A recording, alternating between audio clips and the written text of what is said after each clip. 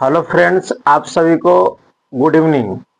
आज की इस लेक्चर में हम लोग 12 क्लास के एक महत्वपूर्ण टॉपिक के बारे में डिस्कशन करेंगे। इसका नाम है इलेक्ट्रिक करंट। जैसा कि हम लोग पिछले की वीडियो में हम लोग इलेक्ट्रिक करंट से संबंधित इलेक्ट्रिक करंट की परिभाषा, इससे संबंधित इसका मात्रक जानकारी प्राप्त किए थे। आइए आज एक छोटा सा टॉपिक पर हम लोग बात करेंगे जिसका नाम है धारा घनत्व। इसको इंग्लिश में कहते हैं करंट डेंसिटी। इसका सिंपल डिफिनेशन लिखे है, किसी चालक तार में, कोई भी चालक तार होना चाहिए, किसी चालक तार में प्रति एकांक अनुप्रस्थ काट क्षेत्रफल से गुजरने वाली धारा को धारा घनत्व कहते हैं।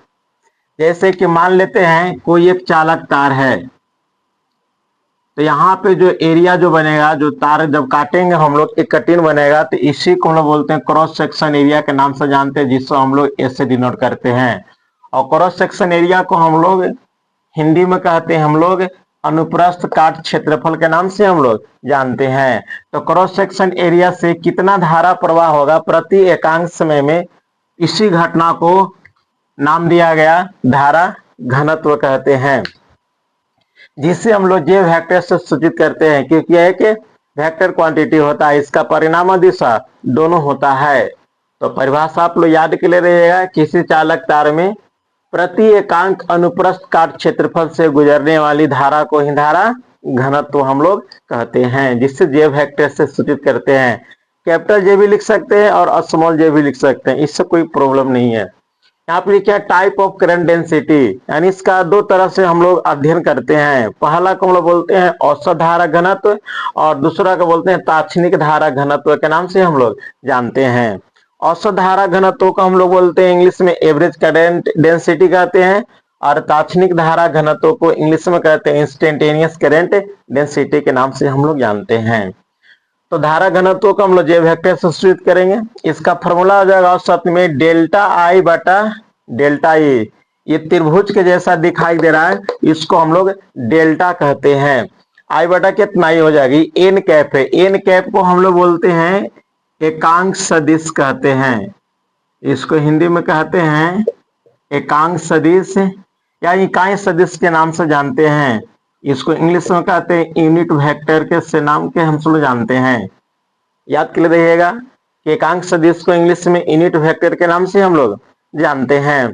प्रश्न है कि सर एकांक सदिश का प्रयोग हम लोग क्यों करेंगे? तो एकांक सदिश का हम लोग प्रयोग केवल हम किसी वेक्टर क्वांटिटी की डायरेक्शन को बताने के लिए करते हैं, बाकी इसका कोई जरूरी नहीं है। और इसका जब मैग्नीट्यूड निकालते हैं एकांक सदिश का मैग्नीट्यूड, इसका मान हमेशा 1 होता है। ये डायरेक्शन काम करेगा किसका? करंट डेंसिटी का।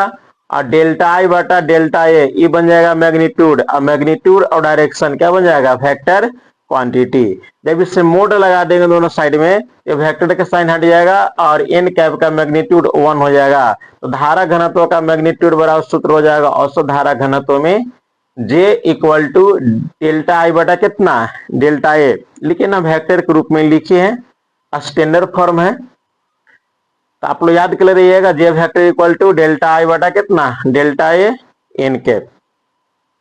जे वेक्टर के लिख दिए हैं करंट डेंसिटी, हिंदी में लिख सकते हैं धारा घनत्व। फिर दूसरा को बोलते हैं तात्क्षणिक धारा घनत्व। तो तात्क्षणिक धारा घनत्व को हम लोग जब इसका फॉर्मूला लिखते हैं, तो यहाँ पर J vector equal to L I M. L I M का मतलब होता है लिमिट, लिमिट को शॉर्ट में लिखा जाता है एल आई एम।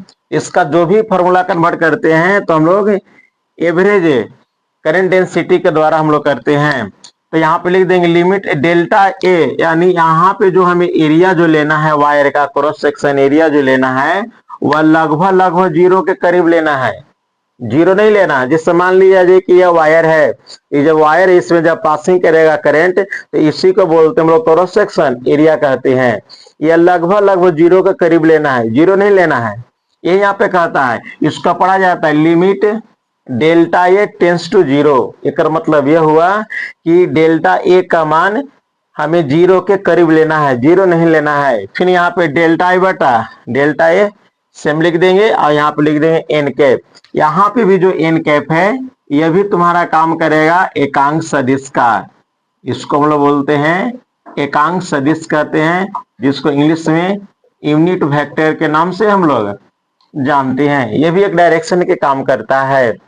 जब लिमिट लगाकर हम फॉर्मूला लिखते हैं इंस्टेंटेनियस करंट डेंसिटी में, तो जैसे ही हम एरिया का मान लगभग लगभग 0 के करीब लेते हैं, तो इसका मान बहुत नग्न हो जाता है और यह डेल्टा डी में कन्वर्ट हो जाता है। तो लिमिट का साइन हटा दिया जाता है और यहाँ पे लिखते हैं J vector equal to D I बटा कितना, डी ए, यानी धारा बटे क्षेत्रफल, आई हो जाएगा एन कैप। इसी को हम लोग बोलते हैं इंस्टेंटेनियस करंट डेंसिटी के नाम से हम लोग जानते हैं। इसका मैग्नीट्यूड में यदि हम लिखेंगे तो यहाँ पे लिख देंगे, जे वेक्टर का मोड करेंगे तो यह हो जाएगा डी आई बटा कितना, डी ए, यहाँ पे एन कैप। ये पूरा का मोड हो जाएगा।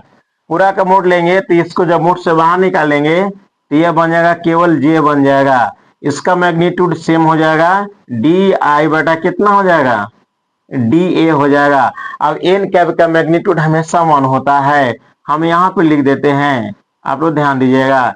एन कैप का मैग्नीट्यूड हमेशा 1 होता है, तो ये 1 में कन्वर्ट हो जाएगा, तो यह बन जाता है धारा घनत्व बराबर सूत्र। यही मेन सूत्र होता है। ट्रिपल स्टार लगा दीजिएगा, आप लोग हमेशा याद कर रहिएगा, वीवीआई है क्वेश्चन। तो पूछेगा यहाँ से धारा घनत्व बराबर इंस्टेंटेनियस करंट में क्या सूत्र होता है, तो आप लोग बताइएगा डी आई बटा कितना, डी ए। और पूछेगा कि एवरेज करंट डेंसिटी में कितना होगा, तो डेल्टा आई बटा कितना, delta A N cap. Magnitude करेंगे तो यहाँ पे भी दोनों का मोड लगाएंगे तो 1 हो जाएगा, यह वेक्टर का साइन हट जाएगा, तो जे इक्वल टू होगा डी आई बटा कितना, डी ए। फिर यहां से लिखे, ये आप लोग को समझ में आ गया होगा। फिर यहां से लिखे note point number 1, according to instantaneous current density, या तो इससे लेके चलिए या इससे लेके चलिए। तो करंट डेंसिटी के लेके चलेंगे तो इस फॉर्मूला को यहाँ पे सेम लिख देंगे, जिसको लिखे हैं J vector J equal to कितना, डी आई बटा डी ए। ये हो गया डिफरेंशिएशन में फॉर्मूला कहा जाता है। एरिया के सापेक्ष जब हम धारा का मान निकालेंगे तो निकलेगा करंट डेंसिटी। ध्यान रखिएगा, एरिया के सापेक्ष जब हम धारा का मान निकालेंगे तो निकलेगा करंट डेंसिटी। जब इसको तीसरा तीर से गुना करेंगे तो डी आई और यहाँ पे हो जाएगा जे और डॉट कितना, डी ए। इंटीग्रेशन लगा देंगे तो आई को कांस्टेंट मान लेंगे, तो इसको बाहर निकालेंगे इंटीग्रेशन से, तो आई इक्वल टू हो जाएगा इंटीग्रेशन जे डॉट कितना, डी ए। और यहाँ पे कहता है कि एरिया के सापेक्ष हम घनत्व निकालेंगे। किसका घनत्व, जिसको बोलते हैं करंट डेंसिटी, यानी डी ए के साथ, यानी एरिया के साथ जब धारा घनत्व का हम निकालेंगे तो क्या निकलेगा, करंट ही निकलेगा। इसको नेट करंट के नाम से हम लोग जानते हैं, कुल धारा के नाम से हम लोग जानते हैं कि परिपथ में कितनी धारा प्रवाह होगा। तो यहाँ पे लिखे हैं आई इक्वल टू, इसको इंग्लिश में बोलेंगे इलेक्ट्रिक करंट, और जे को बोलेंगे करंट डेंसिटी, और एक बोलते हैं एरिया वेक्टर। इसको हिंदी में कहते हैं विद्युत धारा, इसको हिंदी में कहेंगे धारा घनत्व, और इसको बोलेंगे क्षेत्रफल सदिश। तो कोई प्रश्न पूछता है कि क्षेत्रफल सदिश क्या होता है, तो किसी भी क्षेत्रफल पर, किसी भी पृष्ठ पर डाला गया हुआ काल्पनिक अभिलंब, यानी अभिलंब जिसकी डायरेक्शन उस पृष्ठ के सतह के लंबवत में होती है, उसी को हम लोग एरिया वेक्टर के नाम से हम लोग जानते हैं। तो मैग्नीट्यूड यहाँ पे लिखे हैं, तो ये एक छोटा सा डिफिनेशन था। धारा घनत्व पूछता है एग्जाम में 2 नंबर में कि धारा घनत्व किससे कहते हैं, इसका फॉर्मूला क्या होता है, इसका एसआई मात्रा क्या होता है, इसका बीमा क्या होता है, धारा किन किन बातों पर निर्भर करती है, वो सब हम लोग आज की वीडियो में चर्चा करेंगे। तो आप लोग इतना उतारिए, फिर आगे बढ़ते हैं। तो आइए देखते हैं नोट पॉइंट नंबर 2। जैसा कि हम लोग इंस्टेंटेनियस करंट के अनुसार हम लोग पढ़े फॉर्मूला, धारा घनत्व बराबर J equal to D I बटा कितना होता है, डी ए होता है। तो पहला पॉइंट बन जाएगा धारा घनत्व का एसआई मात्रक एम्पियर प्रति मीटर स्क्वायर होता है, क्योंकि धारा का मात्रा क्या हो जाएगा, एम्पियर, और एरिया का मात्रक होता है मीटर स्क्वायर। तो एम्पियर प्रति मीटर स्क्वायर हो जाएगा धारा घनत्व का एसआई यूनिट। धारा घनत्व का सीजीएस मात्रक हो जाएगा स्टेट एम्पियर प्रति सेंटीमीटर स्क्वायर, क्योंकि विद्युत धारा का सीजीएस मात्रक होता है स्टेट एम्पियर होता है। यहाँ पे लिख देंगे स्टेट एम्पियर और प्रति सेंटीमीटर स्क्वायर, क्योंकि एरिया का सीजीएस मात्रक होता है सेंटीमीटर स्क्वायर।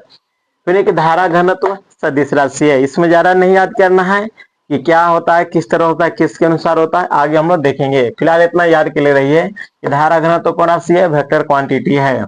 धारा घनत्व की बीमा ए के पावर 1 एल के पावर -2 होता है, क्योंकि एरिया का बीमा होता है एल स्क्वायर। नीचे लिखेंगे एल स्क्वायर, पॉजिटिव क्या हो जाएगा, नेगेटिव, ऊपर लेके चल जाएंगे तो ए के पावर 1 और एल के पावर -2 होता है। फिर लिखिए यदि आई इक्वल टू कांस्टेंट, यानी जब धारा को जो हम नियत रखेंगे तो एरिया और धारा घनत्व में उल्टा रिलेशन होगा। अगर एरिया को हम कम करेंगे, इस एरिया को कम करेंगे तो धारा घनत्व बढ़ जाएगा, और एरिया को ज्यादा करेंगे तो धारा घनत्व घट जाएगा। जब दोनों में उल्टा रिलेशन चलेगा, जिसको बोलते हैं व्युत्क्रमानुपाती कहते हैं, तो इसका ग्राफ हो जाएगा। वाई एक्सिस पे किसको लिखे हैं, धारा घनत्व को, एक्स एक्सिस पे लिखे हैं, एरिया को लिखे। एरिया को कम करेंगे तो धारा घनत्व बढ़ जाएगा, इसको ज्यादा करेंगे तो इस कम जाएगा। तो अगर आप इस तरह से जाएगा, याद के लिए रहिएगा, जब उल्टा रिलेशन चलता है, जब दो फिजिकल क्वांटिटी में, अगर आप इस तरह से हम लेकर चलते हैं।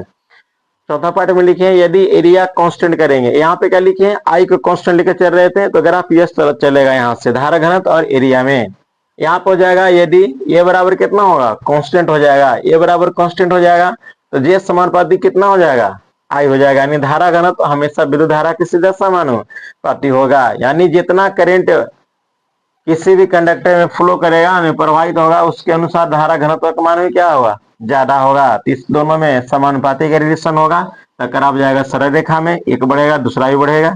लास्ट पॉइंट लिखे हैं धारा घनत्व एरिया वेक्टर पर निर्भर करता है, यानी जो धारा घनत्व है एरिया पर निर्भर करता है, धारा पर भी निर्भर करता है। आगे हम लोग देखेंगे। एक छोटा सा वीडियो था धारा घनत्व पर, है ना, तो समय न मिलने की वजह से हम वीडियो नहीं डाल रहे थे, कंटिन्यू वीडियो डालेंगे। थोड़ा सा लाइट का प्रॉब्लम चलता है हम लोग तरफ,